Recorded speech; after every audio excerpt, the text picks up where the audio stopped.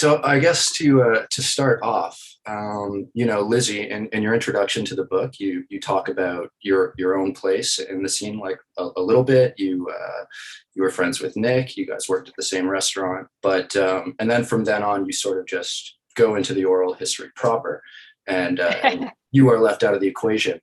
So I guess this could be a good opportunity for you to possibly elaborate a little more. Maybe what were some of like the most explosive things that you were personally able to witness? You mean this minute is my moment? This exact minute is my time to. And every other interview you're doing. Yes, it's funny you should bring up the introduction because I really didn't want to write it. My dream for the book was for it to feel. I mean, it's no secret that Please Kill Me is kind of the model, and I wanted Please Kill Me doesn't have an introduction. It just like the bell goes off at the beginning and it's very immersive, much like the film Will and Dylan have made, which was a big part of our conversation early on, was just this sense of like our mutual commitment to dropping you in the middle of something with erring on the side of less context rather than more. And that, so it is funny to me when the essay was like, I was ordered to write it by editor and publisher. And I was like, nobody wants to hear from me. Let's just get to the rock stars and the dirty stories and the beauty and the sadness and all that stuff. So, having said that, yeah, I mean, I think there's, one of the great pleasures of watching these guys and their incredible team at Pulse put the film together, especially with all the archive research that has gone into this, which is just like a mind-numbing amount of material that they found, was that and I said this to both Will and Dylan, like I got to kind of have that experience of being dropped into something that I actually lived through without being responsible for remembering it professionally. Like making the book was very like, I'm in charge of this story and I have to figure out how to tell it and what pieces of it go together and like the mind-numbing puzzle of it all. And so this was really the first time that I remembered my own version of it. And things came back, like when they would archive would come in and there would be this sort of Pavlovian distant memory of like, I think I was there actually, like that thing that they've, dredged up from under somebody's bed. It's like that night, or that like the images of Karen in the bus, even though that's all footage that nobody ever would have seen. It's like, I feel like the first time I ever met the Ayaz, it was like she was wearing a shirt that I remembered or something. It like triggered these sort of very sense memory. Yeah. Mm-hmm. So just, that was kind of the most amazing part for me, was just having experience, like that one of the photos that's been part of what's circulating is Seeing the Strokes at Mercury Lounge, like those shows. That was during the era when I had just met Nick and I was coming up to the city from Philadelphia periodically and seeing them, and also seeing them in Philadelphia. And it was that, just the way everything they're wearing, the very particular age they are, it's like it all brought a lot back for me. So it's been really fun to have that experience. And certainly I wasn't like doubting credentials or anything like that, of course. Oh no. Because like with Legs McNeil, Legs McNeil's reputation precedes him, I guess. And you were just like in the right place at the right time. Yeah. And we're so fortunate to be a part of this thing. And I guess the same goes for Dylan and Will. So I'm curious how you guys found yourselves in New York and how you sort of ended up being able to tell the story of LCD's final show and then the entire decade. Well, we definitely weren't in the right place at the right time. We were in Liverpool. We were in Liverpool when all of this was going on. So I have no idea really how we ended up making two films in a row about the New York music scene, but somehow we got lucky. Yeah, I mean it was quite a weird one actually, because we our first film was a film about Blur. Yeah, I love it. Mm-hmm. And off the back of that, we were kind of asked who else we were interested in to make a film about, and we were really interested in James and LCD, and we kind of had meetings with him, not knowing what form the film would take. And then, over about 9 to 12 months of like meeting him in New York, or when he was in London, meeting him there, he told us that they were going to be playing at the time their final ever show. Obviously that didn't pan out quite that way, but so that Shut Up and Play the Hits came out of that, and then I guess a couple of coincidences led us to Meet Me in the Bathroom. One was that a really good friend of ours works for the English publisher, and he sent us the galleys, before they put it out in England, right. And we read it, and straight away we were like, we didn't know if we wanted to make another music documentary, but if we were going to, it was going to be this, because like the book was just so much fun to read, and it was, you couldn't put it down, and it was just, and again for us, at the time this was happening, we were in Liverpool and we were just starting out as filmmakers. We were making music videos for friends' bands for like $500 a time, and we were trying to manage a band very unsuccessfully, which is why we're not band managers and you haven't heard of that band. But the soundtrack to that period was what was going on in New York. It was that that was kind of what was exciting to us at that time. So yeah, that's a roundabout way of saying that things kind of led on one from the other, and there were sort of a few coincidental things that happened. We love the fact that Lizzy's initial idea for the book came around the time of those LCD show and the Stroke show at the same time. So there just seemed to be loads of serendipitous things that kind of made it hard for us not to jump into this as the next project. Right. Did you gravitate? Do you think was LCD Sound System the band that you gravitated toward the most in the New York scene? And if so, do you think you being British had anything to do with that? I wouldn't necessarily say so, because I don't know if Will remembers at the time in Liverpool, like I would bring in like records that were really exciting to me, and the Moldy Peaches were one of the first New York bands that I would kind of say, listen to this. I'd love the sort of DIY aesthetic of it. For sure, I remember that very well. Dylan was the kind of was the one with a good taste, bringing in like stuff I hadn't heard of, and honestly at that point it wasn't LCD Sound System. It was like the Moldy Peaches, the Strokes, the Yeahs. It was those kind of, which I guess it in Lizzy's book and in the film as well, they're the bands that kind of break first. That they sort of happened earlier. So yeah, they were the bands that we were listening to for sure. Yeah. Lizzy, one of the joys of reading your book is just watching people's accounts playing off of each other. And I can only imagine what it's like for the actual participants reading this book, because in many ways, people are filling in each other's closure, these like long simmering resentments. And then in the next paragraph, the reader gets this window into the resolution that the actual like participant doesn't have. So I would love to hear some of the reactions in the aftermath of publishing this book from the participants, possibly. Well, yeah, for me, I was definitely like, okay, cool, I'm going to publish this and then disappear for a little while and make sure that, no one's looking for my address. And then I'll reappear if it's safe. I think so. Famously, like, at least famously to me, like the guys in Interpol haven't read it. Okay. I think there is and I have no idea. In some cases I know other people have, and in some cases I know other people haven't. But like, I think that that's a kind of fairly, it's not for lack of support. Like, honestly, the level,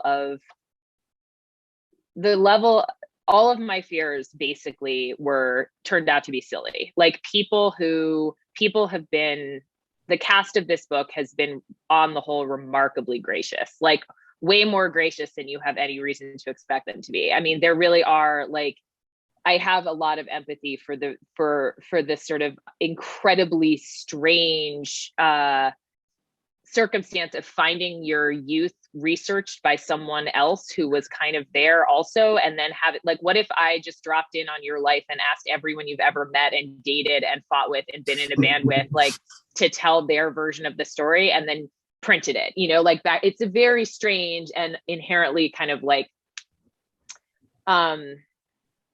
not unfairly illuminating, but like extremely illuminating in the truest sense, like huge spotlight. And so weird shit's going to go down. You're going to be like, it always amuses me that the things that people disagree about you think it's like, that guy called me an asshole and, I hate him now. It's not that. It's usually like, he said I wore a suit on the first day of band practice and I did not. I did not wear suits until, and you're like, okay, but that's it, right? Like, I had many moments after the book came out of people kind of, even friends kind of confronting me, like, the one thing you guys got wrong is that, and you'd sort of hold your breath, and it would be something as small as that. And I think that speaks to the intimacy of hopefully to the intimacy of the reporting. This is about a time that felt small in a lot of ways, where it really is just you and your friends and the people you're closest to in the world. And yes, now it's been blown up in a certain sort of a different scope. But one of the things I really love about the film is that it still it retains that sense of, I mean, I'm using this word a lot, but it's appropriate, of intimacy, of smallness, of the container being like a relatively small space where relatively few people who really mean a lot to each other are kind of banging around and having an impact on one another. Yeah. And now it's Will and Dylan's turn to find out if people are going to be looking for their home addresses and tracking them down. And well, I don't have to worry about that. I mean, first of all, like, obviously your pursuit was a noble one. It wasn't in the spirit of gossip, and there was this moment happening and you were the scribe. So I think make sure to write that in whatever you write. No, it's yeah. Yeah. Now, like the rockumentary genre, for lack of a better term, is one of my all-time favorites. I've seen so many, and I was so excited for this one because I love the book so much, but also because it's fascinating, the idea that like an oral history book is the closest thing to a documentary, right? I mean, it's essentially a documentary on paper, and yet your documentary doesn't feel like an adaptation of an oral history at all.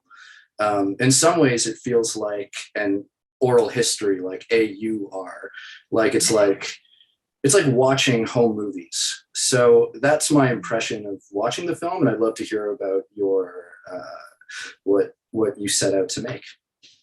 Yeah, I mean, that's really good that it feels like that. I think our intention was to take the spirit of the book. We knew that the book is a big old book and it covers a lot of ground, and in the early days, we were imagining, like, could this be a 4-part series, and would it be, and as we kind of got closer and closer to making it, we ended up going for the sort of feature doc duration, and just as a result, we had to kind of boil it down to its essentials. And for us, it was, we want to evoke a feeling of that time, and we want it to be immersive and visceral, and as close as you can get to kind of feeling like you're there, which for us meant, taking out all of those things that are the sort of stock trade of music docs, the talking heads interviews, taking out any cultural commentators to sort of like expound upon what you can see with your own eyes, and just make something that kind of drops you in it and, lets you get to know these characters, hopefully, in a way.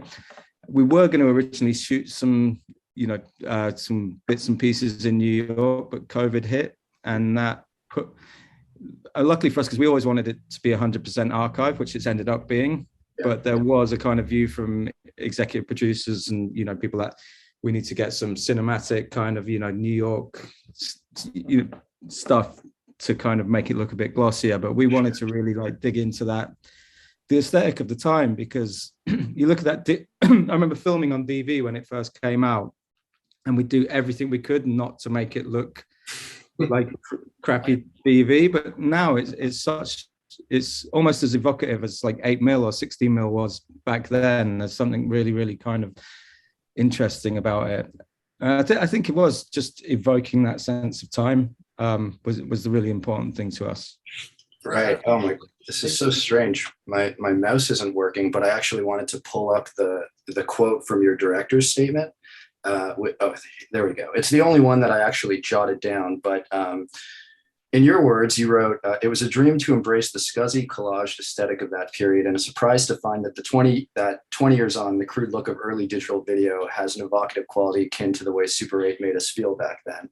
I found that so fascinating and true, and accidental, as you said, because when we think of sort of, I don't know, D.A. Pennebaker footage, or we think of 4:3 aspect ratio and Super 8 or Super 16, as you're talking about, And what's kind of interesting, it's like your film in the book it crosses a bridge and sort of loses its innocence by the end of the film. And you see it in the technology. In the A half of the film, it feels like the 20th century, but by the end we have Karen O in widescreen, the music video for Maps. So you're also kind of watching the trajectory of the technology, which I think is cool. Well, I'm again very pleased that you noticed that, because that was that was something we talked about even in the sound design, was that the sound design and the music's a bit more organic at the beginning and it gradually changes. So I think that is just, you've said it more better than I'll ever say it, but that idea of this specific story that Lizzy first covered and then we've made a film about is right at the point when everything does change, like the internet and cell phones aren't really, people aren't really using them at the beginning, and that all shifts, and the whole record industry shifts throughout the kind of 4 or 5 years of duration of this film. And I think that was like really appealing to us. That's what made this story really interesting, rather than perhaps a story that might have happened 10 years later or 10 years before that. I think it's like a real moment in time, as sort of as is said in the book. Really, we maybe wouldn't have had as much to make as much effort finding archive if the film had been made about a period in the last 10 years. Right. And footage almost seems cheap nowadays because it's so common. And you go on YouTube and you can watch any show, and we've sort of like lost the luster of like rare footage in many ways. At the start of this, when we dived into like searching for archive, you have in your mind sort of iconic shows. Yeah. Albeit in small venues, but iconic shows, and you just assume, well, someone would have filmed that. And then when you actually get into it, well, it's just super rare, like it's kind of gold dust when you do find like the first like Yeah's performance, for example, because not that many shows of their early days that were filmed, and all those bands. So I think that's a kind of thing that if you shot it now, you could just choose whatever you wanted and it wouldn't be for it. And the first LCD show in England, I think. Yeah, exactly. Right. Well, and it's the last time, the book sort of very consciously covers this, as you're all saying. I always say it's like 100 years in 2 years, technologically, generationally, and this complete shift from the 20th century with everything that, just taking music alone, with everything that culture looks like in that period. And then not to mention the politics, not to mention like what's going to happen economically with the internet and all that stuff. And then, within someone's early 20s, the entire world is a completely new place. And it's like 100 years later. And the film covers that. But what I was going to say too, is that just like my personal experience of seeing this footage, these guys have made a film about the last time, it's sort of meta, about the last time things worked that way, where there would be this sort of this sense of the unknown and trying to find something like a record you've never heard before, or like a really truly sort of discovering in the most analog sense. And they've now made a film that is one of the last music documentaries in terms of chronology that will ever make people feel that way again when they see footage, the way I felt when I see this footage, or the way you would feel like, I can't believe they found that. A mix of like the wonder of having found it and the sort of appreciation of the like intellectual and creative effort to have found it, and then also just all this feeling of like, I've not seen this artist looking this way since I actually saw that show. Like that sort of incredible mix of the kind of high art element of it and just the profound sensory impact of it. Which is also, So I was just going to add to that. It was also important that kind of it ties in to we sort of looked at each artist's story as a coming of age story, and that idea of like that flashpoint of like that ephemeral part of youth that you can never quite get back to. I think Albert says it at the end of the film. It was innocent, and you spend a long time chasing that innocence and trying to get back to it, but you can kind of never get back to it. And I think can't go home again. Yeah, and I think there's what was so great in the book when we read it was that there's a point of convergence between the stories of these characters and the time that they're living in. So it just felt like something right for making a cinematic experience of.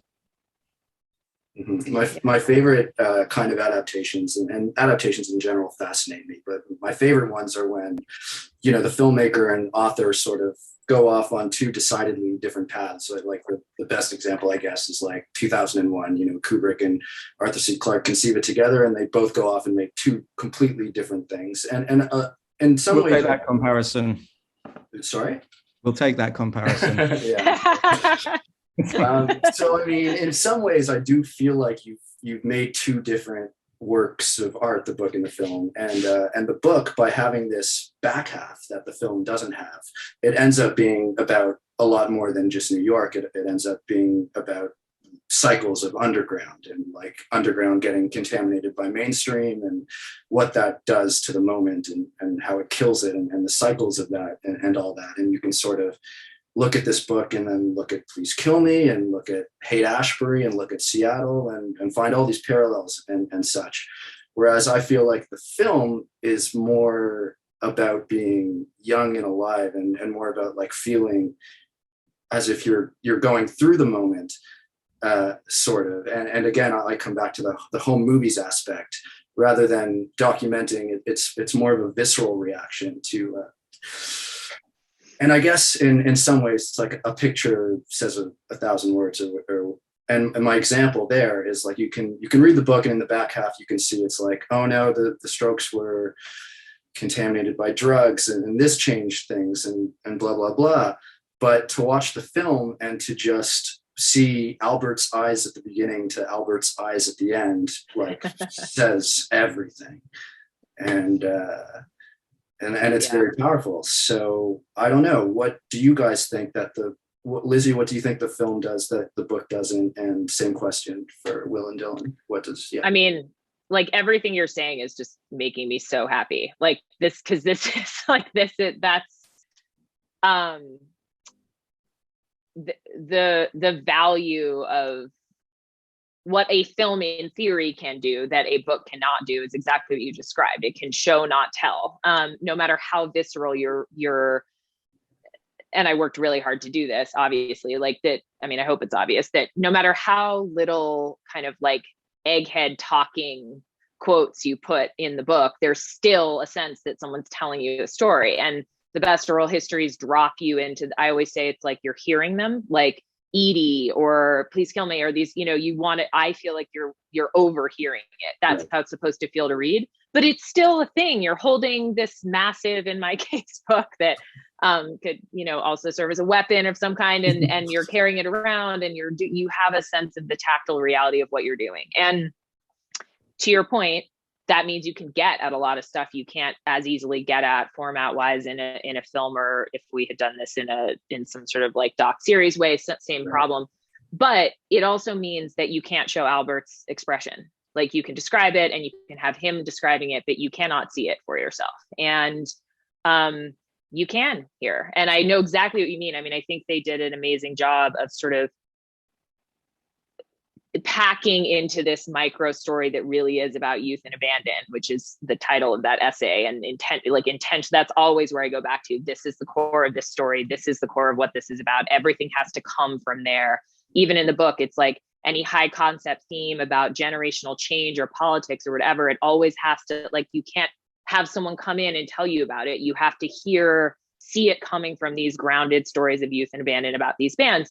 And the film does all of that, but it packs it in even tighter. So there is this sort of sense that it leaves you with a sense that in some cases things might not all work out, especially right away, but it also has a sense of real appreciation for the magic of what happened. And before I turn it over to you all, to Will and Dylan, I'll just say that's the other really key thing that I learned from after publishing the book, is that I referenced before how supportive people have been, and like, I mean, really unbelievably supportive, like, especially, I mean, all the bands that are here, but like, I'm thinking about Karen O, I'm thinking about Paul Banks, I'm thinking about people who've had sort of like conversations with me about what the creation of this entity now has meant. And one of the things that I've talked to many people like that about is the idea of just appreciating newly that we actually did live through something amazing. And when you're in it,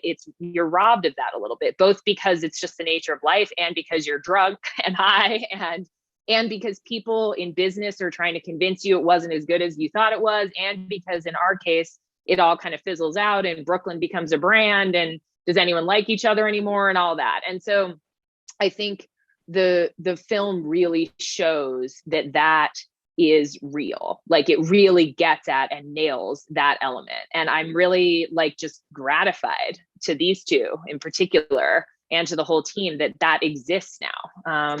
So yeah, I'll stop rambling now. Go in on. Some ways you've just articulated why becoming successful is a bummer. in the sense that like it, with the Strokes, for example, it began as something that's what I'm here for. Them, yes. and then it stopped belonging to them. Yes.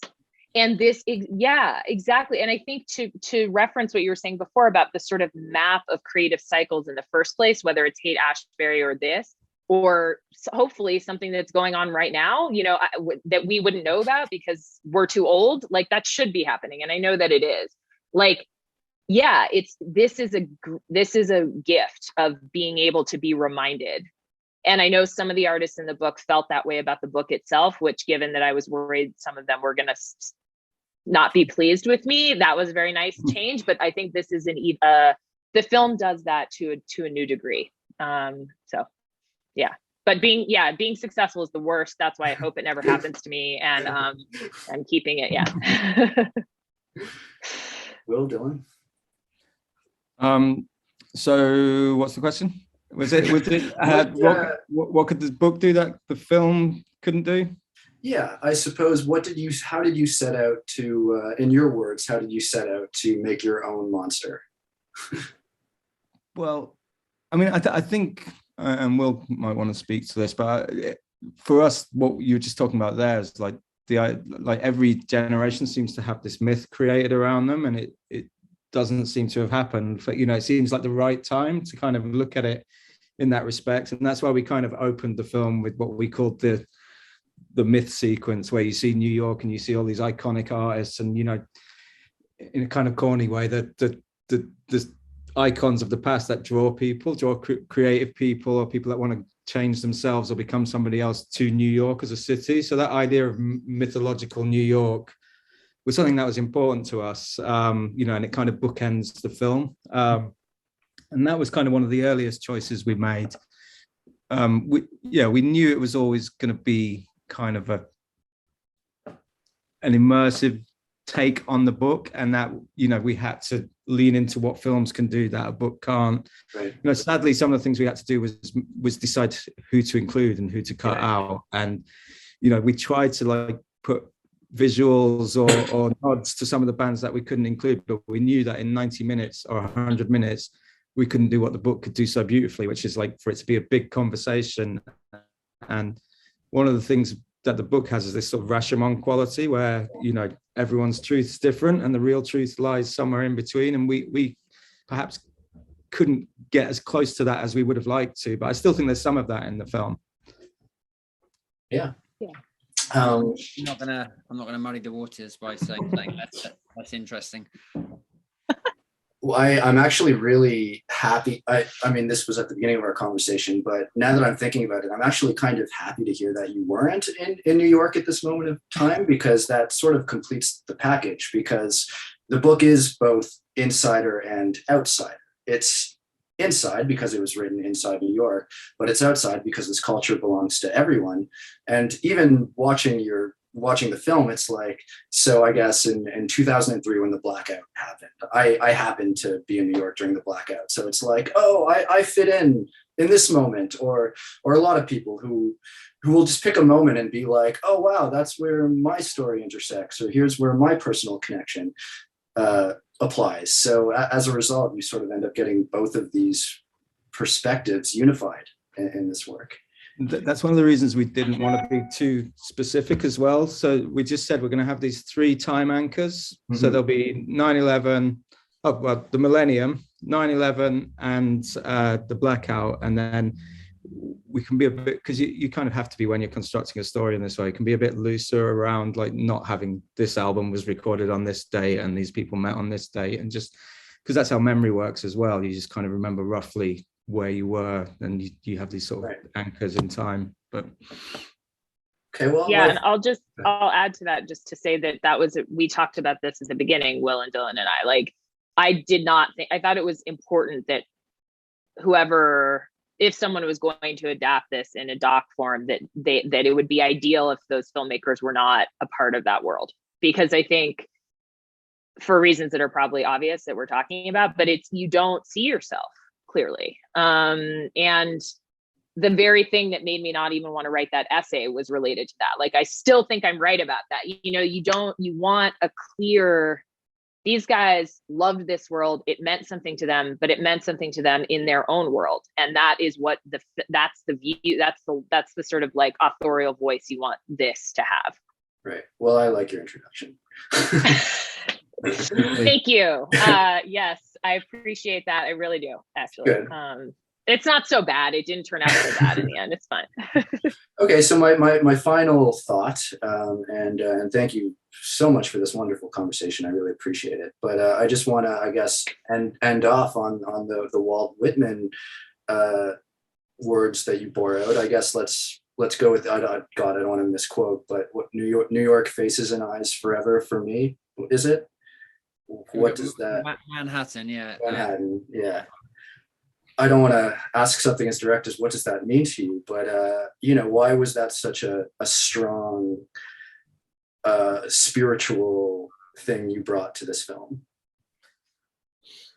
Well, I mean, I'd like to take the credit for it, but it wasn't. Yeah, actually, our editor found it, and we started playing with it, and it just it did something to the visuals that timeless. Yeah, people were saying that, but they weren't saying it in a poetic or erudite way. And it felt like originally we were going to have a narrator who popped up at different points and almost embodied the city. And we tried a few different ways of doing that, and some of them were awful, and like it just wasn't working for us. So when we found the Walt Whitman poem, we were kind of like, can this work? Will it work? And then we put it to the visuals, and we weren't sure, and like, it's one of those things you get used to in an edit. It just sits there and it kind of starts feeling right to you. It was actually done very early on. It was one of the first sequences that we cut a version of that kind of mythological New York with that Walt Whitman poem, and it sort of felt like this is what the film is, and kind of it was hard to sort of, you just felt like it had to be there. It kind of felt like it said what all of these characters were feeling when they were kind of heading to the city, But it also became a way of like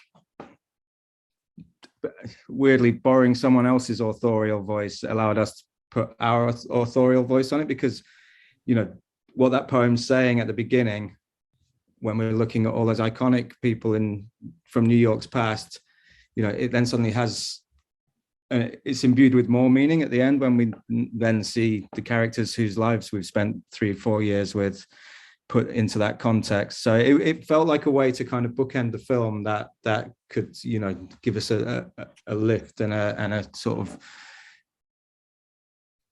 a final thought in a way, that the importance of the stories that we've seen unfold, with the sort of look through the prism of time. They look different to what they were like when the people were going through them. And I think that's what the film's about.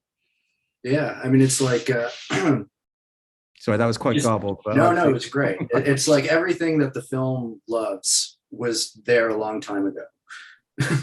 Yeah. And that, I mean, that was a moment when I saw those in some of the early cuts that it was like, okay, all of my trust has been validated, because you have to think about, it's one thing to say, all of us, it's one thing to say and even understand that this is one chapter. I always think of it as like books on a shelf, the New York story, and then there's there's the 70s that you could pull out, and there's the whatever, there's a million different New York stories, whatever, and that some of them are layered behind each other.